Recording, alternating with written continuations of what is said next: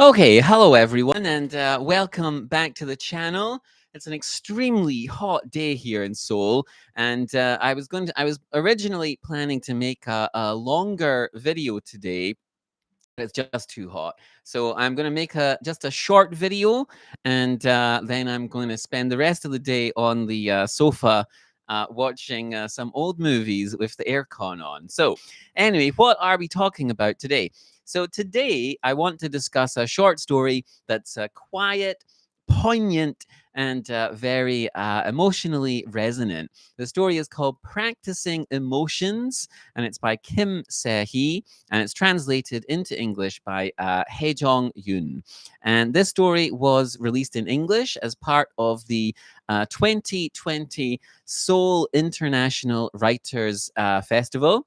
And it offers a deeply personal portrait of a young woman called Sang-mi, whose struggles at work mirror the broader instability of the world around her. And you can actually get this story online. So I'll post a link to the story in the video description. So Kim Sehee is the author of Love at the Harbour. That's a novel, and the short story collection Unremarkable Days.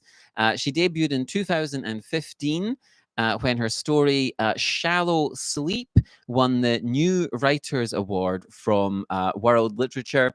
And since then, she's picked up several major literary prizes, including the Munhak Dongni Young Writers Award and the Shin Dong Yop Prize. So, what problems is this young woman? Sorry, my cat is meowing.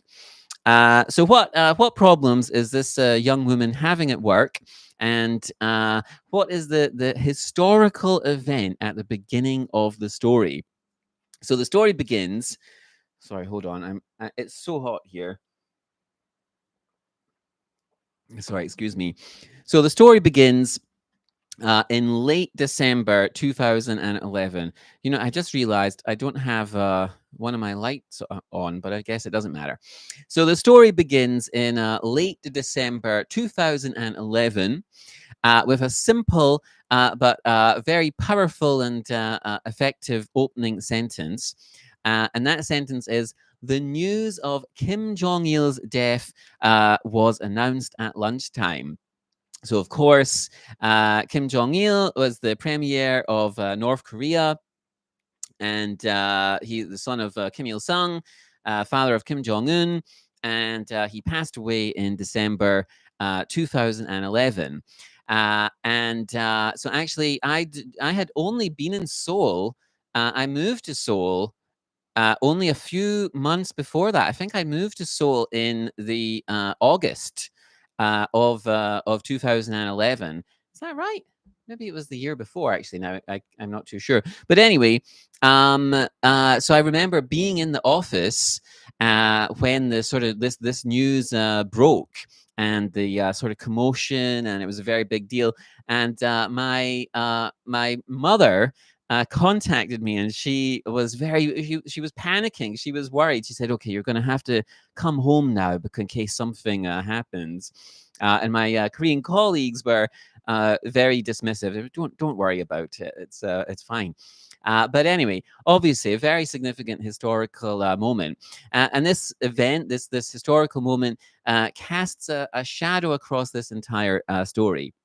So Sang-mi, the protagonist of the story, is having lunch with her supervisor near the North Korean border in Paju when the news breaks. Paju is a city in the sort of north part of Korea, sort of a couple of, I can't even remember how long it takes to drive there, like a couple of hours. And very nice town, or very nice area.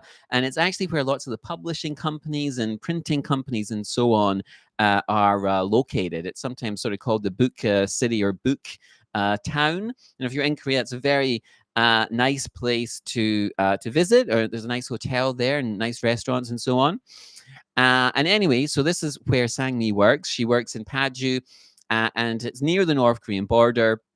And as this big event is sort of breaking in the background, her supervisor is admonishing her for being late to work, and what the supervisor refers to as kind of slacking off. So the supervisor is kind of giving her a telling off, saying, you've been late, you're slacking off. And these two things that are happening. So you have this sort of big geopolitical event, the death of this very significant figure, and this very small personal event, right? And these two strands run in parallel throughout the narrative. And people around Sangmi react differently to the news. So some are quite anxious. Some make jokes. Some just shrug it off and don't care. But for Sangmi, this external instability north of the border that some people are worrying about sort of reflects her own internal instability, right? She's full of doubt. She's anxious about her place at work. She's anxious about her place in the world in general. And she's starting to question who she's becoming. So, how has her personality been affected by this job? And it's just a sort of general, office, sort of corporate office job. And what type of experiences has she had working in this sort of office job that have began to impact her negatively? So she has moved from Seoul to Paju for this job, leaving behind her friends, leaving behind a familiar life. And now Paju feels remote and lifeless and isolating. And she recalls being forced to compete with another intern for a full time position. And although she initially liked this other candidate, right, this other girl, this other young woman who was competing for this position, she became intensely competitive and even cruel. And this is something that surprised her. Like, she was surprised that she had this capacity for cruelness and vindictiveness inside her, and this is unsettling her. And so when she gets the job, it's not a victory. And in fact, she's disappointed to learn that they didn't pick her for her talent or for her brilliance. In fact, quite the opposite. They picked her because she was average. And she's told, quote, brilliant people leave too soon. So they don't want people who are brilliant. They just want people who are just going to stay there and just sort of grind away. And she's assigned these very tedious chores and sort of demeaning and unpleasant tasks. And as she's doing these in the office, her loneliness deepens, and she starts slipping increasingly into depression and anxiety and sort of general kind of quiet despair. So, what is Kim saying about the nature of work life for those in their 20s here in Seoul, here in South Korea? And some of this might sound familiar, right? I've reviewed a bunch of stories which are similar to this, right? This is a big theme in Korean literature, certainly. Over the past, well, for a long time, right? I mean, all the Hell Choson stories, all the office-based stories, right? But anyway, at one point, so Sehee, she remembers how excited she was, right, to move to Seoul for university, right? So she wasn't a Seoulite. She wasn't living in Seoul. She's excited. She gets to go to the big city to go to university, right? Big life event. And life back then for Sehee seemed full of promise and possibility. But now she wonders, is this it? Is this it? Is this how the next chapter of her life begins, right? With the feeling that it's already over. And that line, right? That sort of concept that really stuck with me. So it captures something that Kim Sehee is exploring about work culture. Oh no, sorry. I meant that's actually a quote. Sorry. Is this how the next chapter of my life begins? With the feeling that it's already over. Sorry, I forgot to put my little quotation mark there. And anyway, that line I think is something that we've all felt that at some point, right? I remember getting my first office job out of university, and taking another job because I was broke. When I finished my first post grad degree, and just the office culture can be an awful experience for people, soul destroying. And anyway, that idea, that concept captures something, right? So the writer is exploring this, what happens to you in your 20s when you encounter this type of work culture, right? So this is a story about the moment when the sort of freedom of youth gives way to the dull grind of professional life, right? The roles we chase, the job, the company title, the office, the promotion, whatever. These things turn out to not be ladders. You're not climbing the corporate ladder. You're just climbing into a cage. And as a teacher here of undergraduate students here in Seoul, I see this struggle all the time. So I work with these really, bright, wonderful, creative, and conscientious, and hardworking, and just extremely thoughtful young people. That young Korean kids are really pretty amazing, and a lot of them face this uncertain future when they graduate, and just even the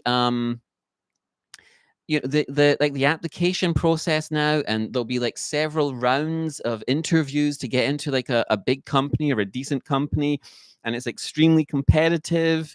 And during summer vacation, I sometimes teach this class called the OPIC class, which is for specifically that you need an OPIC score. Like some companies want you to have an OPIC score, and it can be extremely stressful, right? And so a lot of the students, they're dealing with anxiety, burnout just from the process of job hunting and from studying at university, and of course then depression, right? And often it seems like they don't really have much support. And there's a lot of students, and I worry about them quite a lot, and there's not really anything that that I can do. Once they leave the classroom and they graduate, I mean, you'll sometimes get an email from a student and they'll ask for advice or a reference or something. But apart from that, there's really not much that I can do, and it's really kind of painful sometimes seeing these students you've been teaching for 4 years, and having to see them go out into that experience, right?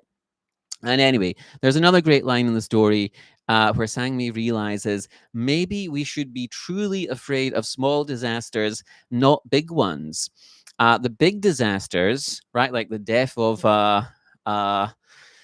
the death of a dictator, right, are dramatic and historic.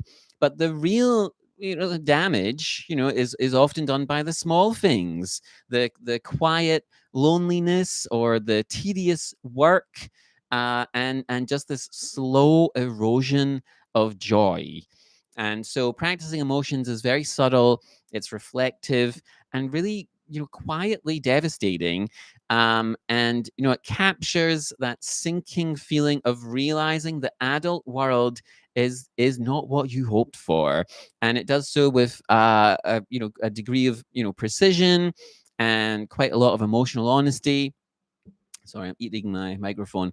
And if you're interested in contemporary Korean fiction, that's socially aware, then you should give the story a read. And if this sounds like a story that resonates with you, if it reminds you of your own early experiences with work or loneliness or figuring out who you are, let me know in the comments. I'd love to hear your thoughts.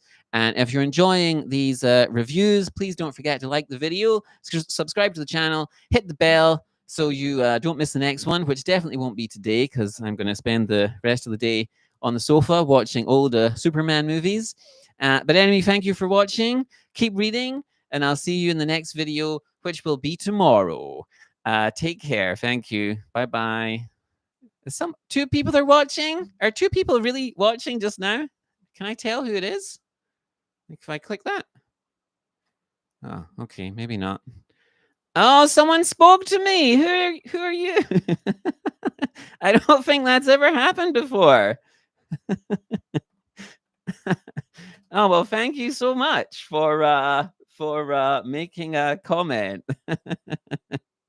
Anyway, okay. Well, I'm going to end the stream now. Maybe I'll see you next time. Okay. So take care and see you tomorrow, maybe.